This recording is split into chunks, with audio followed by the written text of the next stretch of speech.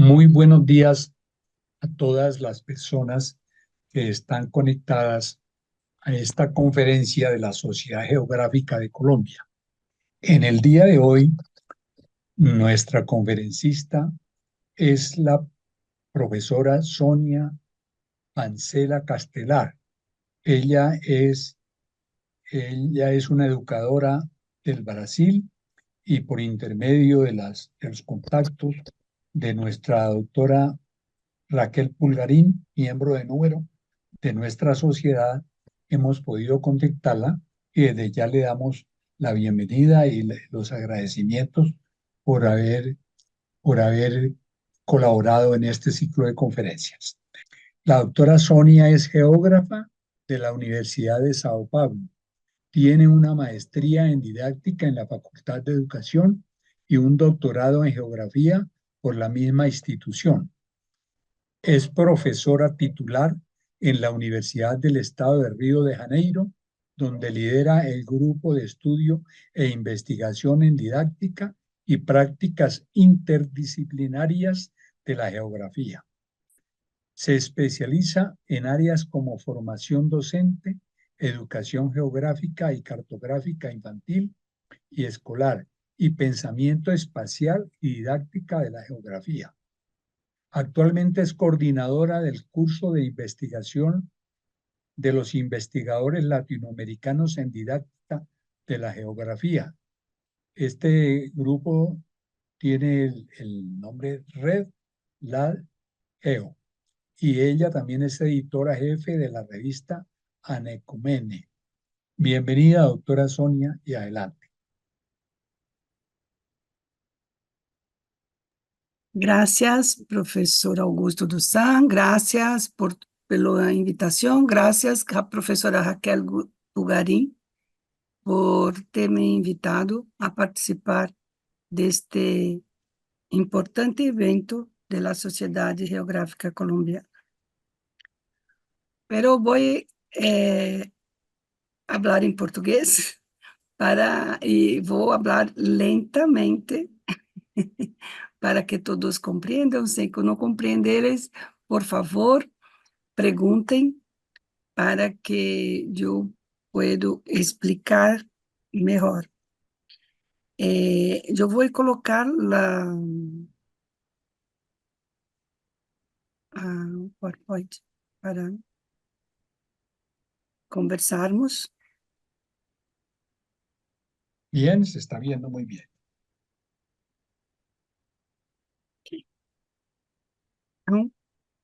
Então, ¿puedo comenzar, profesor Augusto? Sí, sí, gracias, doctora. Está muy bien. Adelante. Está muy bien. Eu vou organizar a conversação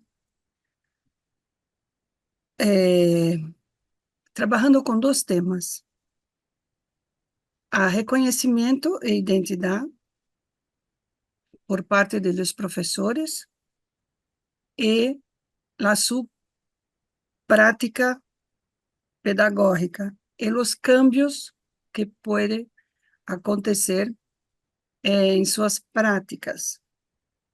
¿Ok? Bueno, ahora en portugués. Muy bien.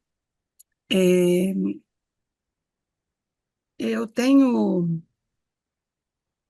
Então, boa tarde, buenas tardes a todos, ou buenos dias, né? Aí, aqui é buenas tardes, a todos e todas.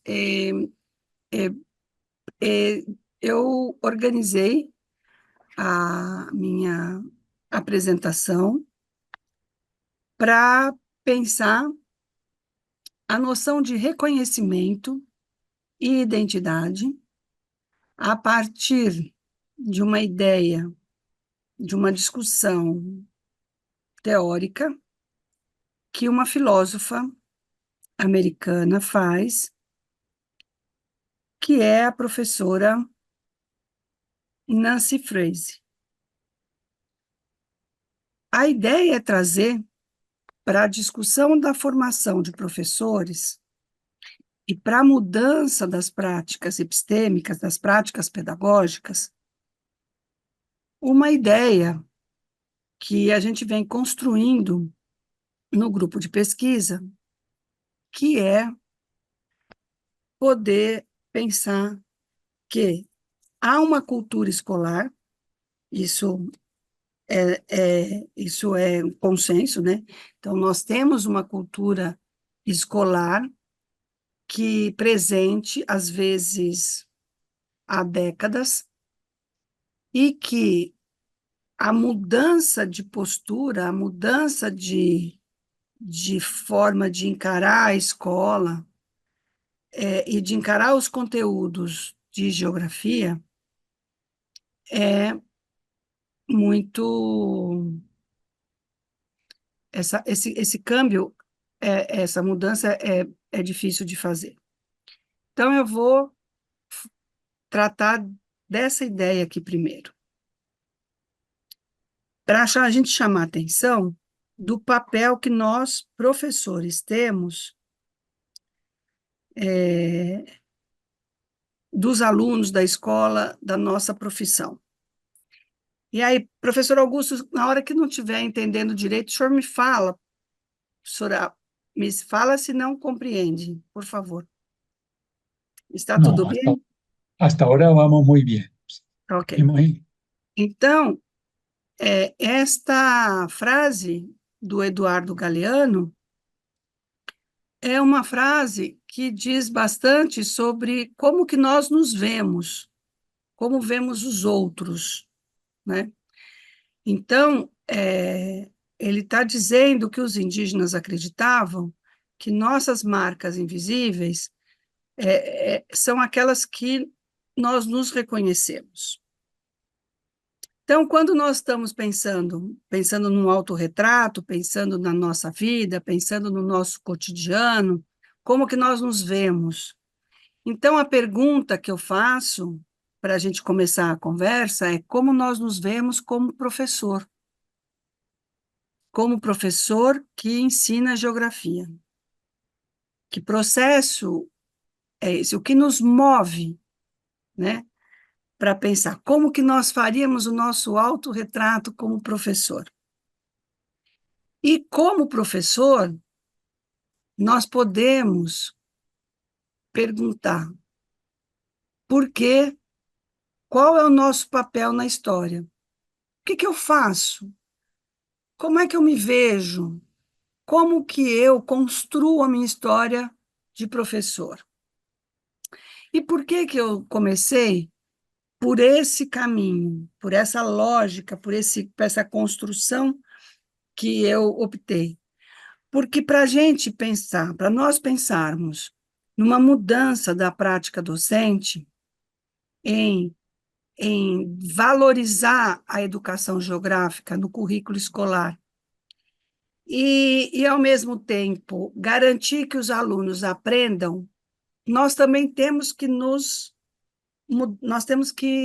que rever a forma como nós ensinamos e a forma como nós entendemos a geografia.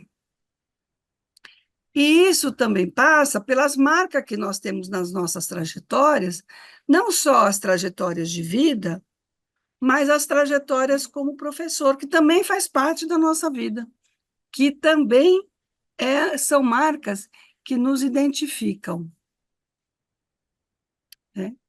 Então, essas perguntas nos ajudam a descobrir sobre os nossos desejos, nossas escolhas, como que nós nos identificamos profissionalmente, né? Então, isso é uma coisa importante. E aí,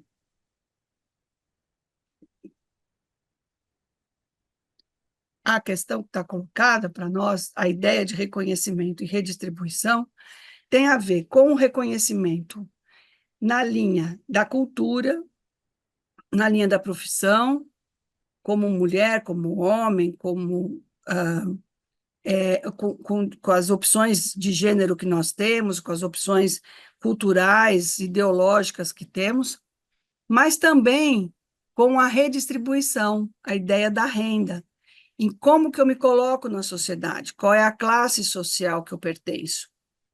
E como que, dentro desse contexto cultural, dessa dimensão política cultural, como é que eu vou superar os meus medos de mudanças e vou tentar garantir que o que eu faço na escola realize um sonho, que seja o sonho do processo de aprendizagem, um sonho de que a geografia se torne uma disciplina cada vez mais importante na escola, que os currículos nacionais, as propostas dos currículos nacionais, que são currículos são políticas de Estado, né? E que os países precisam para pensar a equidade, a igualdade de acesso ao conhecimento, realize e coloque a geografia também nesse contexto da aprendizagem importante no currículo. Então, quando a gente traz aqui essa ideia do reconhecimento, é porque é contraditório, principalmente em alguns países, talvez hoje na Colômbia seja diferente por conta da própria organização do governo atual, que o nosso trabalho tem que ser um trabalho desejável e tem que ser um trabalho bem pago. O reconhecimento começa por aí, a redistribuição começa por aí.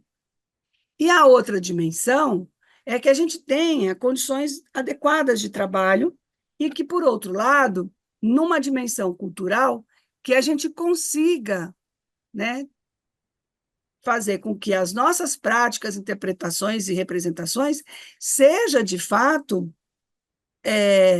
concretizada e respeitada na sociedade. Então, os nossos alunos, quando chegam na escola, eles trazem consigo uma cultura, vocabulários, né? E uma dimensão da sua vida cotidiana que precisa, de certa forma, estar presente na sala de aula e ser levado em conta na hora que a gente trabalha os conteúdos específicos. Então, qual é a dimensão, qual é a cultura desses alunos e como que a gente respeita. Então, também faz parte desse reconhecimento e dessa redistribuição, não só a dimensão econômica, mas também a superação da injustiça cultural. E isso, de certa forma, interfere muito na nossa prática. A valorização profissional, né, as competências que nós vamos adquirindo ao longo da vida, a forma como nós avaliamos, a forma como nós lutamos para a superação das injustiças salariais, de condições de trabalho, de como que a sociedade nos reconhece, né? E, ao mesmo tempo, quais as condições, como que eu me vejo na sociedade e como que eu me vejo economicamente, em que classe social a que eu pertenço. Então, quando eu articulo essa ideia do reconhecimento e da redistribuição de renda, eu trago para o debate de formação de professores uma dimensão política de classe social.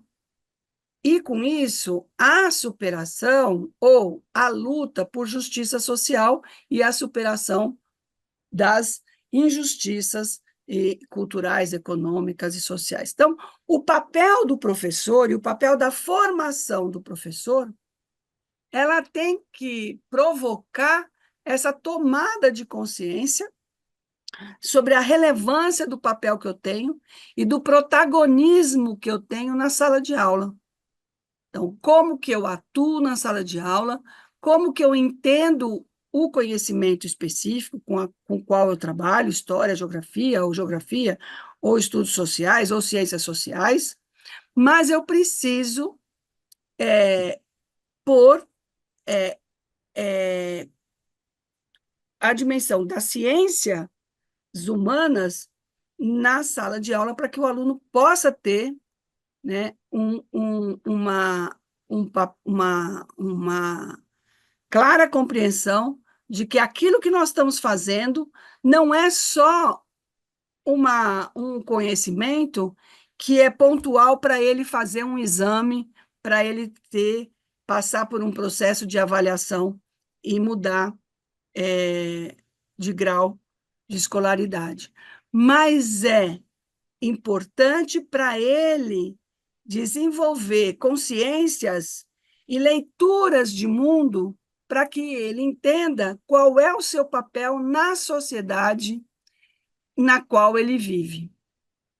E aí, o estímulo de pensar ciências sociais, história, geografia, e no caso a geografia, principalmente, é para ele entender que elementos da vida dele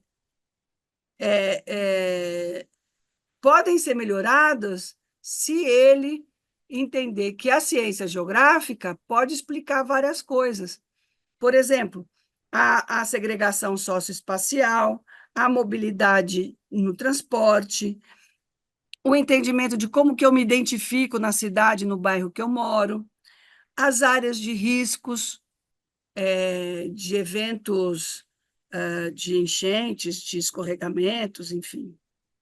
Então, pensando nisso, é que eu trouxe a ideia de que ter o reconhecimento profissional, me ver no processo do reconhecimento e entender onde eu estou, contribui para a relação da escola e a ética existentes nas práticas pedagógicas.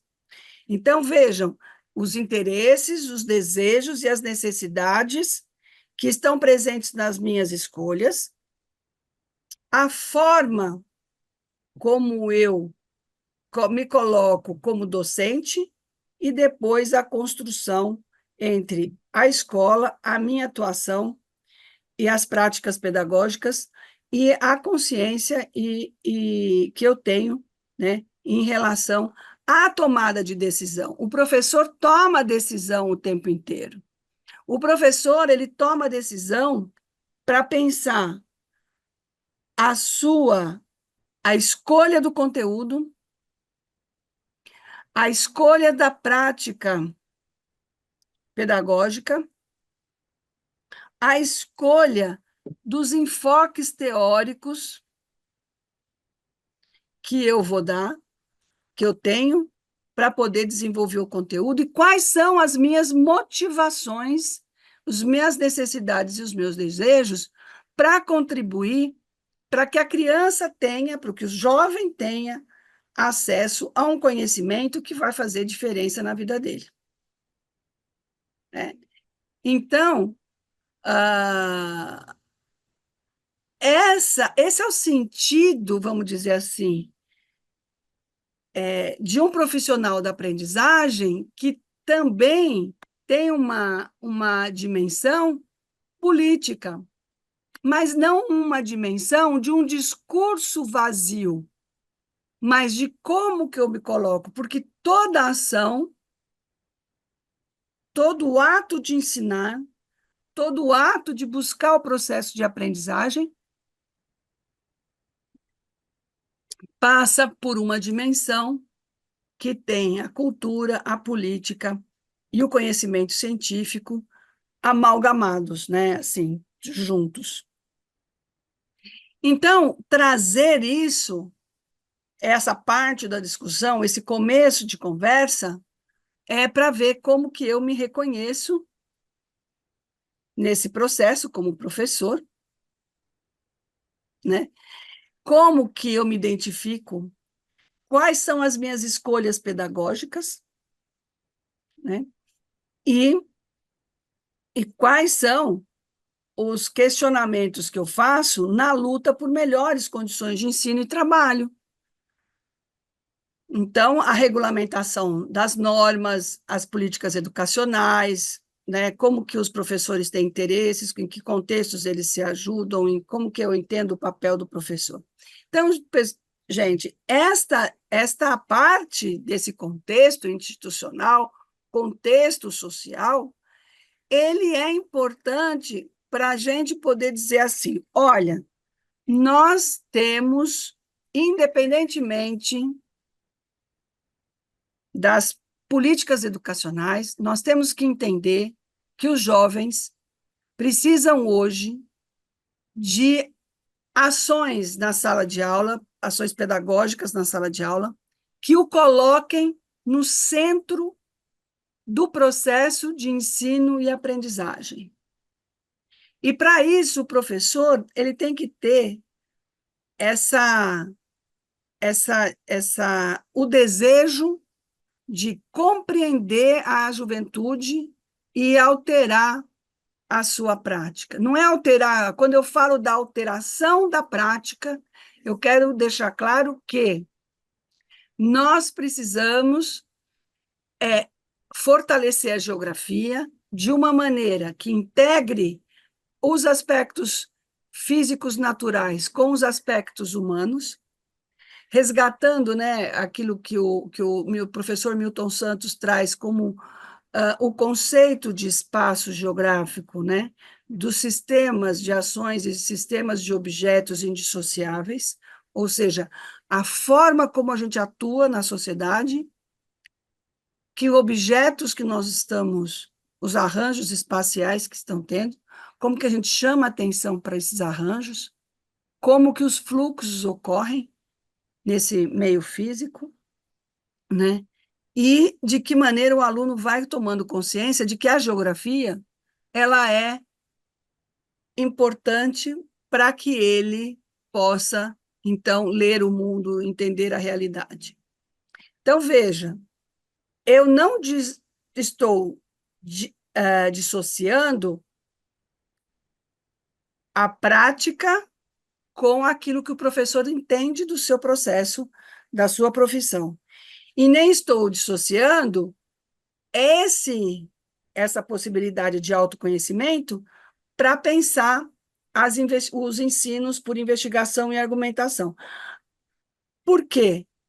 Porque quando a gente tem como base as pesquisas que fazemos, quando a gente tem como base as leituras que os professores e os colegas trazem nas universidades e nas escolas sobre como que os alunos estão aprendendo, como que eles estão envolvidos, é para isso que serve essas informações empíricas, para que a gente possa rever como que nós estamos ensinando, tanto na universidade, quanto nas escolas de ensino fundamental da educação básica.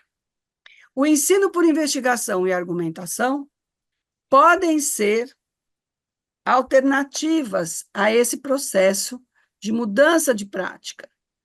Mas, para isso, a gente tem que entender o que é como que o método de análise geográfica pode contribuir nas salas de aula. Eu não estou falando agora de metodologia do ensino, eu estou falando do método de análise geográfica na escola. Isso é o maior desafio que nós temos hoje, né? Nós não podemos desprezar aquilo que nós mesmos fazemos nas universidades. Nós produzimos conhecimento científico, nós produzimos informações, nós produzimos pesquisas que nos dão parâmetro que o ensinar geográfico mnemônico, o ensinar geográfico tradicional não nos ajuda a fortalecer esse conhecimento na sociedade, na escola, nos currículos escolares. Isso posto, né, a gente tem que pensar que o problema que nós temos que trazer para a escola, para trabalhar a geografia, tem que estar dentro da cultura dos estudantes, tem que estar dentro de uma forma de ensinar que desperte esse processo todo de curiosidade, de vontade de aprender. Os alunos precisam estudar, precisam voltar a gostar de ler, voltar a gostar de ser curiosos, né? A gente precisa dessa dimensão da curiosidade. Então, esse é um ponto que é aí que eu cito o Michael Young, quando ele afirma que as crianças de lares desfavorecidos, a participação ativa na escola pode ser a única oportunidade de adquirirem um conhecimento poderoso e serem capazes de caminhar, ao menos intelectualmente, para além das suas circunstâncias locais e particulares. Não há nenhuma utilidade para o aluno em se construir um currículo em torno da sua própria experiência, porque para que ele possa ser validado e, como resultado, deixá-lo sempre na mesma condição. Essa frase, esse texto do Michael Young, é primoroso, porque ele traz a dimensão do conhecimento científico para a escola e mostra que, para as crianças desfavorecidas, das crianças das classes populares, que muitas vezes nós, professores, também estamos nessa mesma classe social, que para elas compreenderem a sua vida para além do entorno dela, ela precisa ter uma dimensão mais científica. E a geografia é a coisa mais fantástica que tem. Pensar os biomas, pensar a hidrografia, pensar a mobilidade urbana, pensar o processo. Pensar o processo de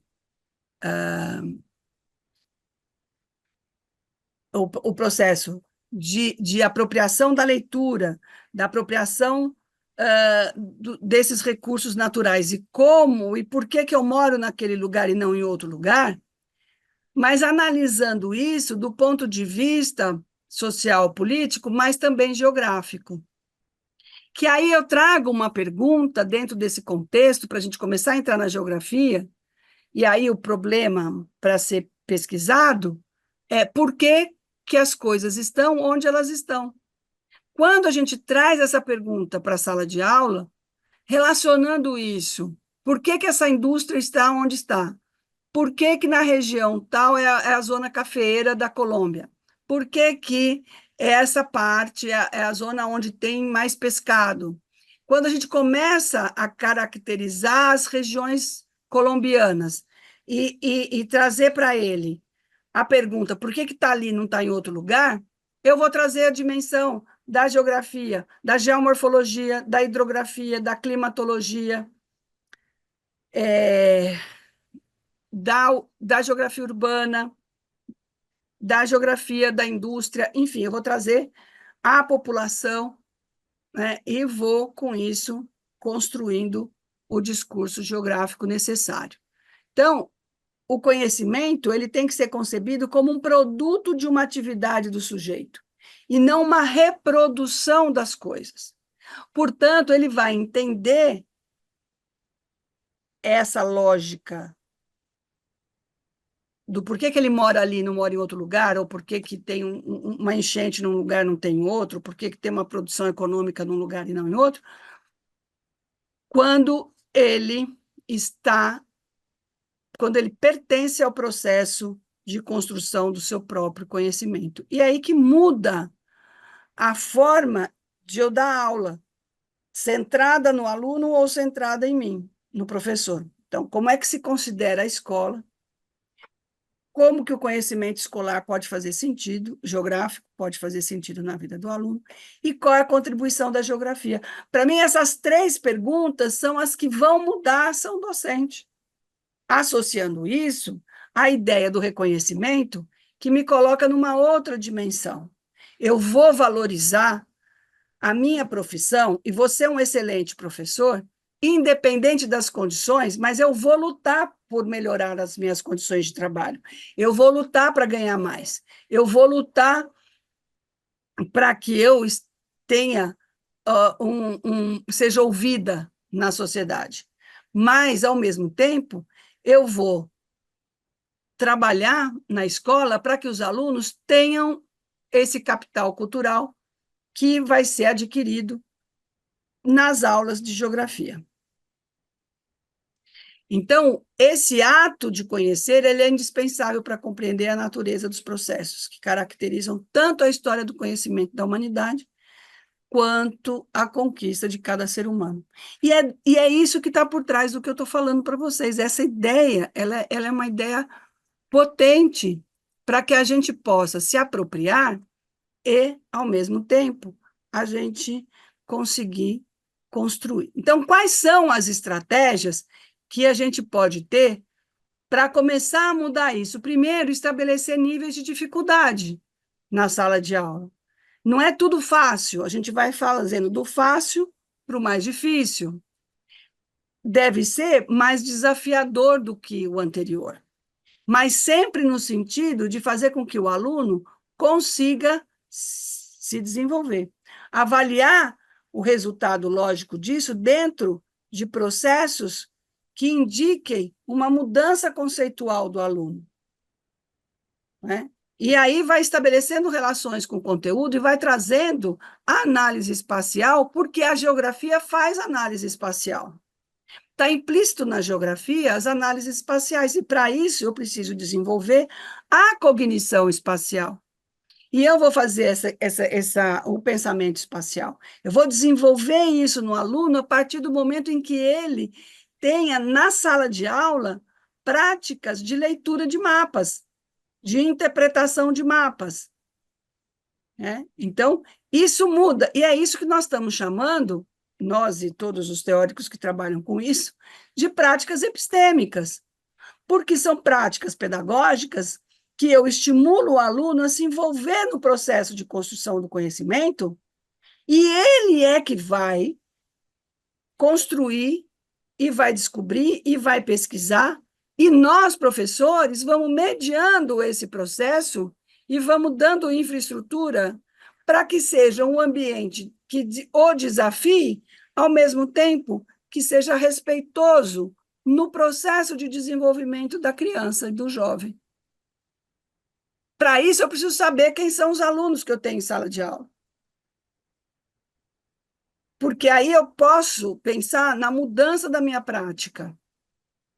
Então, as mudanças das práticas escolares, eu tenho que fazer com que os alunos adquiram conhecimento e que tenham experiências através de investigação. Aquilo que a gente faz na universidade, que a gente pesquisa na universidade, a gente tem que fazer na sala de aula, mas não só como uma transposição didática, mas mostrando que aquilo, eu parto de uma estratégia, a partir de uma situação, a partir de um evento, que também é um conceito do Milton Santos, conceito de evento, que está lá no Natureza do Espaço, que aí eu trago para pensar como que esse evento pode ajudar ao aluno ter consciência sobre esses conteúdos que estão envolvendo a sociedade e que ele precisa, então, aprender. Então, eu vou construir a aula pensando como? Na produção e explicação de ideias, conversar sobre as ideias, avaliar e dar uma devolutiva para o aluno. Então, esse processo é um processo de mudança das práticas pedagógicas que estão associadas à minha forma de entender o conhecimento, de entender uma situação geográfica e de entender qual é o papel da escola no processo da formação cidadã. Por isso que eu começo com a ideia do reconhecimento. Eu me reconheço, eu reconheço o aluno e eu começo a pensar sobre esse câmbio, essa mudança que vai acontecer. Então, é importante que a gente tenha a dimensão do conhecimento científico, que a gente estabeleça relações entre ciência, tecnologia, sociedade e meio ambiente, que a gente estimule o processo de alfabetização científica, para que o aluno possa, então, a pensar sobre essas experiências e potencializar a discussão sobre o que é verdade e o que não é verdade. Porque a gente também vive num mundo com muitas mentiras, muitas fake news. Eu não sei na Colômbia, mas no Brasil, isso é algo que está prejudicando o processo nas escolas, de tanto que tem argumentos que não correspondem com a realidade e que precisam ser refutados, né? Então, a gente precisa pensar sobre isso. E aí, caminhando para o final, a ideia do raciocínio geográfico. Com isso, eu trago uma forma complexa de entender os eventos, as situações geográficas, as coisas que estão no espaço e que são distribuídos espacialmente. Então, as teorias espaciais, localização, arranjo, entender a linguagem cartográfica, como que a linguagem cartográfica corrobora com o conteúdo geográfico. Então, uma atividade, por exemplo, com mapas e maquetes, que é uma forma da gente trazer um problema, ela pode contribuir com categorias e conceitos, com conceitos cartográficos. O procedimento é leitura e elaboração de croquis, a gente traz os princípios geográficos. Então, numa atividade, quando eu penso uma atividade na escola, eu tenho que compreendê-la e trazer, dentro do contexto da aprendizagem, as categorias e os conceitos da geografia e da cartografia. Porque, senão, o meu conteúdo não está fazendo sentido nenhum para aquelas crianças. Se eu trabalho só com memorização, eu não consigo construir nada. Então, a gente tem aqui os princípios que são importantes. Vou só falar da conexão. Nada na geografia a gente consegue analisar se não tiver conexões entre as coisas. Se eu vou falar de geomorfologia, se eu vou falar de um escorregamento, eu vou falar de solo, eu vou falar de sol, de energia, eu vou falar de tipo de rocha, eu vou falar do tipo de ocupação. Ou seja, as coisas estão conectadas. E aí vem a pergunta: por que que as coisas estão ali? Por que que é ali que acontece o desmoronamento e não em outro lugar? Então, esse é o processo. Então, olhar para as imagens, olhar para as representações, olhar para os lugares, nos traz a dimensão dos conceitos espaciais, a ampliação do vocabulário geográfico, a compreensão das categorias e escalas, as formas de representação e como que esses problemas estão alinhados às dimensões espaciais que são utilizadas na cartografia. Então, com isso, a gente trabalha com informações geográficas, a gente trabalha com levantamento de hipóteses e fundamentação de ideias, a gente constrói evidência, justifica as análises e elabora mapas e diferentes representações e estabelece um relatório argumentativo, científico, para que eles possam, a partir daquilo que foi investigado, analisar a realidade. Isso faz toda a diferença e isso traz a dimensão do método para a análise geográfica e para as aulas de geografia. Então, é sobre isso que eu estou falando. Então, é fundamental ter uma mudança, ter uma transformação nas práticas pedagógicas. Mas, para isso, eu preciso mudar o meu jeito de pensar, o meu jeito de agir, e isso dá medo. Por isso que eu coloquei a superação do medo e a compreensão do sonho. Porque o sonho nosso é que o aluno aprenda geografia. O sonho nosso é que o estudante goste de geografia. Então, esse é um processo importante para a gente pensar o papel que a escola tem, o papel que a geografia tem e como que nós estamos construindo o conhecimento geográfico e valorizando a geografia nesse processo todo de entender que nós precisamos resgatar o objeto da geografia. Qual é o objeto da geografia? Entender que esse objeto, que é o espaço geográfico, tem uma dimensão, uma definição, né? Que então a gente entende o espaço geográfico, e aí eu vou colocar a minha posição como um sistema de objetos e um sistema de ações indissociáveis, e são indissociáveis, são contraditórios, né? Segundo o professor Milton Santos, e pensar que a aula de geografia precisa ser valorizada, e ela será valorizada a partir de um problema geográfico, de um evento, de um fenômeno, de uma situação geográfica, que faça com que o aluno, a partir de um problema real, que os alunos, a partir das informações geográficas, consigam levantar hipóteses, fundamentar ideias, construir evidências, justificar análise, elaborar o relatório argumentativo, investigar e ficar curioso para aprender mais. Então, isso é o que a gente tem pensado, é o que a gente tem feito e é o que a gente tem pesquisado investigado nas pesquisas que fazemos nas escolas, e a gente vem percebendo que tem uma diferença muito grande, que os alunos estão aprendendo. Então, por isso que essa a ideia da minha fala hoje, reconhecer-se nas mudanças das práticas pedagógicas na educação geográfica, passa pelo repertório geográfico, passa pelo reconhecimento da minha profissão, da minha prática pedagógica e pela mudança, e da mudança de entender a geografia escolar. É isso que eu gostaria de conversar com vocês. Eu encerro aqui para a gente ter tempo para conversar um pouco. E eu espero que vocês tenham entendido o que eu falei. Senão eu posso tentar explicar alguma coisa que não ficou claro. Obrigada, professor Augusto. Obrigado, professora Raquel Pugarim. Espero que tenha atendido aquilo que vocês gostariam que eu falasse. Molto obrigado, profesora Sonia Valenzuela. Muchas gracias, profesora.